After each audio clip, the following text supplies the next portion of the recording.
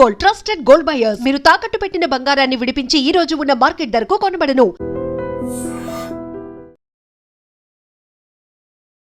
Welcome to I dream. ఆంధ్రప్రదేశ్లో సంచలనం సృష్టించిన జాహ్నవి అదృశ్యం కేసు ఈ రోజుకి 7వ రోజు చేరుకుంది. దాదాపు 7 రోజుల నుంచి సిహెచ్ అగ్రహారం గ్రామస్తులతో పాటు పోలీసులు అడవంతా గాలిస్తున్నారు. ఏ రోజైతే అదృశ్యమైందో ఆ రోజు పాపతో పాటు వెళ్ళిన కుక్క 3 రోజుల తర్వాత ఇంటికి చేరుకుంది. కానీ పోలీసులందరూ అనుమానం వ్యక్తం చేశారు. పాపతో పాటు కుక్క కూడా అదృశ్యమైంది కాబట్టి కుక్కకి హాని జరుగుంటుంది, పాప కూడా హాని జరుగుంటుంది, ఏదో జంతువులు అటాక్ చేసి ఉంటాయని భావించారు. కానీ 3 రోజుల తర్వాత కుక్క వచ్చేసరికి పాప అదృశ్యమైనసరికి ఏదో జరిగిందని పోలీసులు అనుమానించారు. ఇక అప్పటి నుంచి గాలిస్తున్న కాకినాడ పోలీసులు 7 రోజుల తర్వాత కూడా ఇంకా కంటిన్యూ చేస్తున్నారు. దాదాపు 200 మంది పోలీసులు కాకినాడ అంటే ఆ ప్రాంతం అంతా జల్లెడ పెడుతున్నారు. పోలీసులతో పాటు టెక్నాలజీని కూడా వినియోగిస్తున్నారు. టెక్నాలజీని కూడా తీసుకుంటే రకరకాల టెక్నాలజీ వాడుతున్నారు.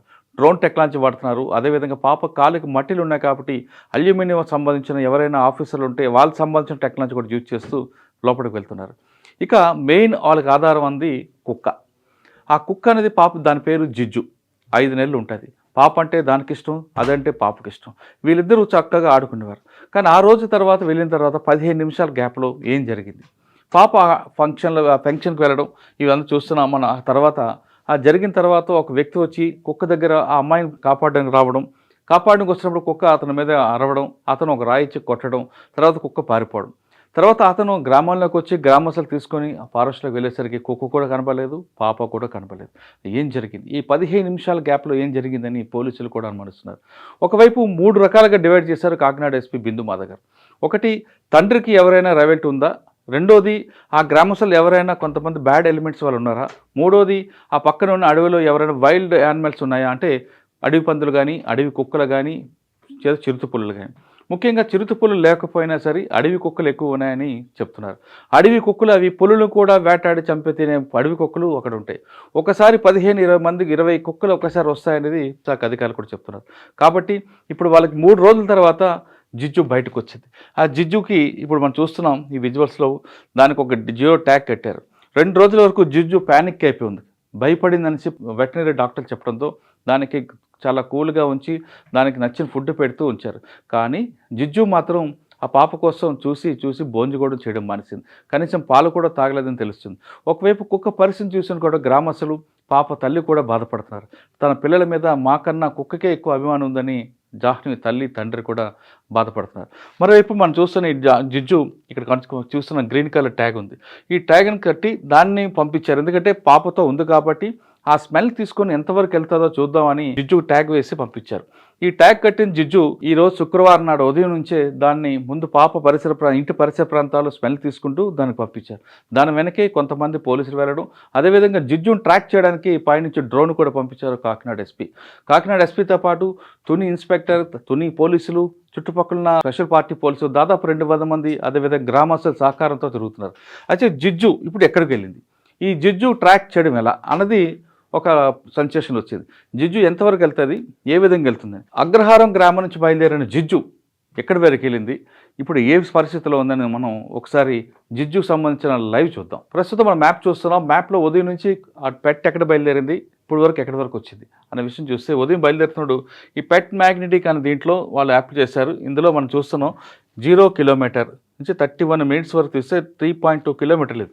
అంటే పెట్ ఇప్పుడు అగ్రహారం దగ్గర నుండి డైరెక్ట్ కొండపాడు, తుని వైపు వెళ్ళింది. ఇక్కడికి వెళ్ళిన తర్వాత అంటే పాపతో పాటు తిరిగినట్లుగా ఇంతవరకు వెళ్ళినట్టు పోలీసులు గుర్తించారు. తర్వాత నెక్స్ట్ ఎక్కడికి వచ్చింది అనే విషయం చూస్తే, అది దాదాపు 1:30 నిమిషాల వరకు ఆ ఫారెస్ట్ ఏరియాలో తిరిగిన తర్వాత ట్రాక్ ఇలాగ వెళ్ళి ఈ సైడ్ వచ్చింది. దొండపాడు నుంచి అటువైపు తుని ఫారెస్ట్ వైపు వెళ్ళేట్టుగా మనకు కనిపిస్తుంది. ఇక్కడ ఎంతవరకు తిరిగింది అని చూస్తే 1:30 నిమిషాలు తిరిగింది. అంటే దాదాపు చాలాసేపు ఒకటి తిరిగి కాసేపు పడుకుంటుపోవడం, కాసేపు వెళ్ళడం, వాసన పీల్చుకుంటూ, అంటే పాప స్మెల్ తీసుకుంటూ లోపలికి వెళ్ళినట్లుగా మనకు సమాచారం అవుతుంది. అయితే 1:30 నిమిషాలు తిరిగిన తర్వాత పెట్ మళ్ళీ ఎక్కడికి వచ్చింది, తిరిగి ఇంటి దగ్గరకు వచ్చినట్లుగా తెలుస్తుంది. ఎందుకు ఇంటి దగ్గరకు వచ్చింది, ఈ ప్రాంతం అంతా ఏం జరిగిందనే విషయాన్ని మళ్ళీ చూస్తే, అసలు లైవ్లో ప్రస్తుతం పెట్ ఎక్కడ ఉందో మనం చూద్దాం ఒకసారి. ఉదయం నుంచి పాప ఎక్కడ వెళ్ళింది, ఆ ప్రాంతం తిరిగిన జాహ్నవి పెంపుడు కుక్క జిజ్జు తిరిగి ఇప్పుడు ఇంటి దగ్గరకు వచ్చినాక కనిపిస్తుంది. అంటే ఆ పెట్టి తిరిగిన అంటే ఈ ప్రాంతం అంతా చూస్తుంటే మనం లైవ్ లొకేషన్ చూస్తున్నాం. ఇప్పుడు ఈ ప్రాంతం అంతా తిరిగిన తర్వాత గంటన్నర తిరిగిన తర్వాత తిరిగి ఆ ప్రాంతంలో ఎలాంటి ఆచూకీ లేకపోవడంతో, ఆ స్మెల్ రాకపోవడంతో మళ్ళా జుజు ఈ ప్రాంతంకి వచ్చింది. ఇది అగ్రహారంలో జాహ్నవి ఇల్లు ఉన్న ప్రాంతం ఇది. ప్రస్తుతం ఇక్కడ రెస్ట్ తీసుకున్నట్టుగా తెలుస్తుంది. ఎందుకంటే అక్కడ వాతావరణం కూడా అనుకూలంగా లేకపోవడంతో పోలీసులు కూడా దీన్ని వెనక్కి తీసుకొచ్చారు. అంటే ఇది ఈ ప్రాంతంలో తిరుగుతున్నా పైనుంచి డ్రోన్ చూపిస్తున్నారు, కింద దాని టెక్నాలజీ చూస్తూ దీని వెనక పోలీసులు వెళ్ళడం జరుగుతుంది. అంటే దీని మీద ఇప్పుడు ఎవరైతే జూజు లోపలికి వెళ్ళిందో దాని మీద వేరే జంతువులు అటాక్ చేయకుండా కూడా ప్రొటెక్ట్ చేయడానికి 2-3 పోలీసులు పంపించారు. పైనుంచి డ్రోన్ టెక్నాలజీ చూస్తున్నారు. ఇప్పుడు లైవ్ లొకేషన్లో తీసుకుంటే ఈ పెట్ అంటే మన జూజు కరెక్ట్గా ఇప్పుడు ఈ రౌండ్ ఏరియాలోకి వచ్చింది. ఈ రౌండ్ ఏరియా ఎక్కడంటే జాహ్నవి ఉన్న ఏరియా నుంచి జాహ్నవి ఇంటి దగ్గరికి వచ్చినట్లుగా తెలుస్తుంది. అంటే అగ్రహారంలోకి వచ్చింది. ఈ ప్రాంతం అని తిరిగిన తర్వాత వచ్చింది కాబట్టి మళ్ళా రేపు దీన్ని ఇదే ప్రాంతం నుంచి కట్టి అంటే జియో ట్యాగ్ పెట్టిన తర్వాత ఈ ప్రాంతం అంతా తిప్పడానికి పోలీసులు ఏర్పాటు చేస్తున్నారు. పాప దొరికే వరకు ఈ ఆపరేషన్ ఖచ్చితంగా ఆపకుండా నిలిపివేయకుండా చేస్తామని కాకినాడ ఎస్పీ బిందుమందు చెప్తున్నారు. ఆయన ఖచ్చితంగా రోజు గంటకి మానిటర్ చేయడం, ఈ లైవ్ లొకేషన్ వాడడం, టెక్నాలజీ ఎంతవరకు ఉందో అన్ని రకరకాల టెక్నాలజీ యూజ్ చేస్తున్నారు. ఇప్పుడు పెట్ ఎక్కడి వరకు వచ్చిందో ఆ ప్రాంతం తీసుకుంటే ఈ లైవ్ లొకేషన్లో ఇల్లు కాకుండా ఉదయం నుంచి వెళ్ళిన ప్రాంతం తీసుకుంటే ఇక్కడ అన్ని కొండలు కనిపిస్తున్నాయి. ఈ కొండ ఎక్కిన తర్వాత ఇదంతా ఫారెస్ట్ కాబట్టి ఇక్కడే అడవి జంతువులు ఉన్నాయి, అదేవిధంగా అడవి పందులు కనిపిస్తాయి కాబట్టి దీన్ని జాగ్రత్తగా తీసుకురావడానికి దీని అంటే జూజు ప్రాణం కూడా ఎలాంటి ఇబ్బంది లేకుండా చూడడానికి forest department, veterinary doctors, local public కూడా సహకారంతో వెళ్తున్నారు. మరోవైపు తీసుకుంటే ఇక్కడ 2 రకాల జంతువులు, ఒకటి అడవి కుక్కలు లేదా అడవి పందులు. ఇవి కూడా ఏం చేస్తాయంటే అడవి కుక్కలు కానీ ఇవి కానీ బహుశా పెట్టు ఒక ముందు పోలీసుల అంచనా ప్రకారం తీసుకుంటే ఎవరైతే ఒక వ్యక్తి చూశాడో అతని వ్యక్తిని పాపను పట్టుకోవడానికి రక్షించడానికి చేపడితే అది అరిచింది కాబట్టి ఖచ్చితంగా పాపని రక్షించాలనే ఉద్దేశం ఉంటుంది. కానీ ఇక్కడ 15-20 మంది గుంపులుగా అడవి కుక్కలు వస్తాయి కాబట్టి వాటిని చూసి ఈ పెట్ కూడా భయపడి పానిక్ అయిపోయి పక్కకు దూరంగా పారిపోయి ఉండొచ్చు. అప్పుడు అవేమైనా పాప మీద దాడి చేసి ఉండొచ్చు ఒక అంచనా మాత్రమే పోలీసులు వచ్చారు. అవి మాత్రం చాలా డేంజరస్గా ఉంటాయి. ఒకవేళ ఎవరైనా జంతువుని చంపినా వెంటనే తినకుండా భూమిలో పాతిపెట్టి తర్వాత వచ్చి తింటాయని ఫారెస్ట్ అధికారులు జంతువుల యొక్క యాటిట్యూడ్ చెప్పడంతో దానికి అనుగుణంగా పోలీసులు కూడా వెళ్తున్నారు. అంటే ఒకవైపు 3 రకాల కోణాలు, అంటే ఏది కూడా రూల్డ్ అవుట్ చేయకుండా తండ్రికి ఎవరైనా వ్యక్తిగత శత్రువులు ఉన్నారా లేదా ఆ ఊర్లో ఎవరైనా బ్యాడ్ పర్సన్స్ ఉన్నారా ఆ యాంగిల్లో చూస్తూ, మరోవైపు టెక్నాలజీ సహకారంతో ఫారెస్ట్లో జరుగుతున్న ఈ జంతువులు ఏమైనా అటాక్ చేశాయా అనే కోణంలో కూడా పోలీసులు వెళ్తున్నారు. ఇంత జరుగుతున్న ఈ రోజుకి 7వ రోజు అయిపోయిన ఆ పాప ఆచూకు దొరకపోవడంతో పోలీసుల చేత చాలా బాధపడుతున్నారు. కానీ తల్లిదండ్రులు మాత్రం తన పిల్లల కోసం, తమ పాప కోసం 200 మంది పోలీసులు ఇంత రకాగా కష్టపడుతున్నారని వాళ్ళకి ఒక పక్కన బాధ ఉన్నా కానీ పోలీసుల యొక్క పనితీరుకి మెచ్చుకుంటున్నారు. ఇంకోవైపు తీసుకుంటే ఇది ఒక ప్రెస్టీజ్ ఇష్యూగా తీసుకున్నారు కాకినాడ ఎస్పీ బిందుమాధవ్ గారు.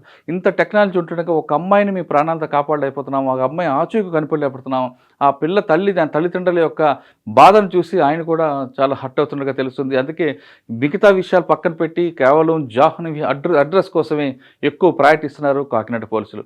ఏదేమైనా సరే ఈ టెక్నాలజీ మొత్తం పెడుతున్నాం. ఈ టెక్నాలజీలో ప్రస్తుతం అయితే మనం చూస్తున్న ఈ మార్క్ అంతా కూడా జాహ్నవి ఇల్లు ఏరియా, అది అంటే అగ్రహారం ఏరియా. ఇక్కడ ఈరోజు ఉంది, రేపు మళ్ళీ దానికి అడవిలోకి పంపించి అది ఎక్కడ వెళ్తుంది దాని వెనక ఫోర్స్ని పంపించేద్దామని చూస్తున్నారు. ఇంకోవైపు వీలైతే ఆ కొండల ఏరియాలో కూడా ఎక్కడైనా దాక్కుండా ఉంచు గ్రేహౌండ్ సహకారం కూడా తీసుకుందామని పోలీసులు భావిస్తున్నట్టుగా తెలుస్తుంది. అంటే ఒకవైపు ఫుడ్ ఇంటెలిజెన్స్, మరోవైపు టెక్నాలజీ వాడుతూ పాప ఆచూకు కనుక్కోవడానికి కాకినాడ పోలీసులు తీవ్రంగా కృషి చేస్తున్నారు. ఏదేమైనా సరే జాహ్నవి తిరిగి ఇంటికి రావాలని మనం కూడా కోరుకుందాం.